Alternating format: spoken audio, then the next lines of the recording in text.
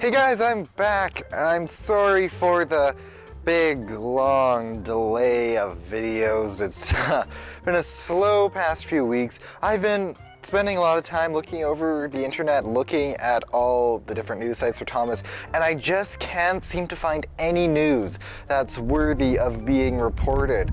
So really, that is the reason why there has been a lack of Thomas Talk videos. But today I've decided to do a behind-the-scenes special, so let's take a look.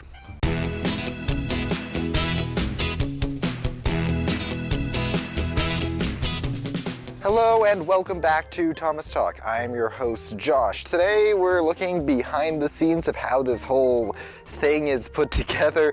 It's really a basic thing, but a lot of people do wonder how we put it together, what kind of equipment we use and all that kind of stuff, and where do we get it from. Now let's get on to the process of making an episode of Thomas Talk. What I usually do is I go online and I find all these bits of news that I want to use.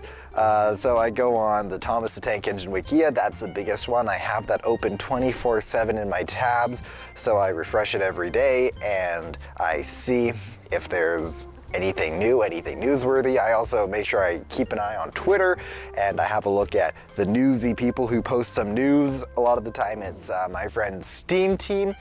Sometimes it's other people as well. There are lots of people I go to find news, and I just kind of take a mental note of all the news that's discovered within a week, and then if there's enough, I come back and I put it into a 5-minute episode of Thomas Talk. Then what I do is that I head down to the studio with my Thomas Talk shirt on, and I turn on the studio lights. The studio lights I use are just basic soft boxes from Westcott Basic. It's pretty minimal, but for that setup it is kind of a little expensive for lighting. Make sure that whenever you shoot on a green screen or whenever you shoot anything, you have good lighting, because that really does make a difference. Sometimes you can have an awful camera, but lighting can really fix your problems. Then I just kind of set up my monitor so I can see it, and I make sure that I'm in focus, and I turn the camera on go, and then I actually have to record audio separately because that's how I do things now. I don't usually wear this lav mic anymore. I actually record through a boom pole now. All my audio equipment for the most part is Rode microphone stuff. My boom pole is Rode, my blimp is Rode, I have a Rode NTG2 that I actually record audio off of. That big thing that kind of looks like a pill that dangles over my head that you're probably looking at now, that is what's called a blimp. You can throw what's called a dead wombat over top of it, and that's what creates the fluffy. I don't have the dead wombat over it in the studio because I don't need it. That's there to stop wind from hitting the microphone, and it's usually used outside in very windy days. I record audio externally on a Zoom H5, which is new, and I have to sync it up afterwards. With the Zoom H5, I'm allowed to adjust audio levels a lot easier. The nice thing about this Zoom H5 is that it has knobs instead of buttons. Some audio recorders have buttons that you have to press to change the levels, and that's really not nice. And it's nice now that I also have that Zoom because I can monitor levels while I'm recording rather than in post-production, which is really easy on me when I'm editing. Now the camera that I record on is actually a Sony a6000, and I used to record on the stock lens that came with the camera, but now I actually use Rokinon Samyang Cine lenses.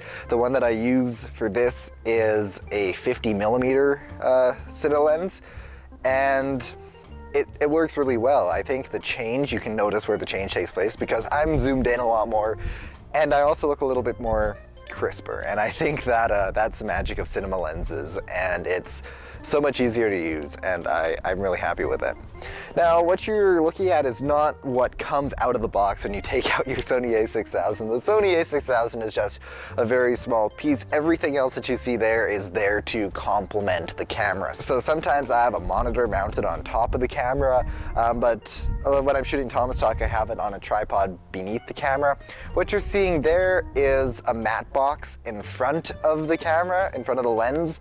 Really, the purpose of that is to keep light from hitting the lens so you don't have as much lens flare. Now, there are some interesting shots that people have asked me, how did I do that? There was one shot in one of the episodes, one of the bank episodes that I uploaded while I was in the UK. I think it was the Secret Lives of Thomas the Tank Engine episode, where a camera came up from the ground up to my face and then eventually over top of me. And people ask me, well, how do you do that? I use something called a camera crane. Some people call it a jib, and I just threw my camera on that, and it was a simple shot that took a minute to record. And I actually had someone come in and use the crane for me because I can't use the crane. The crane was very, very easy to use. There's a tilt handle that can let you tilt the camera on the end back and forth. And I think this crane allows me to go 15 feet in the air. So that's pretty high, and I love the thing, and I use it in almost all of my productions. So yeah, if you have any questions about the equipment that I have, or how I shoot it, and how much it costs, where you can get it, whatever you want to know, send me something and I will respond and I will tell you. And yeah, really it's not that big of a production. It's a basic, simple thing that I do out of my basement, and it looks kind of fancy, but really it isn't. So anyways, that is it for this week's episode of Thomas Talk. Hopefully there will be some newsworthy stuff next week, because obviously there was nothing this week. So yeah, I will see you all next time.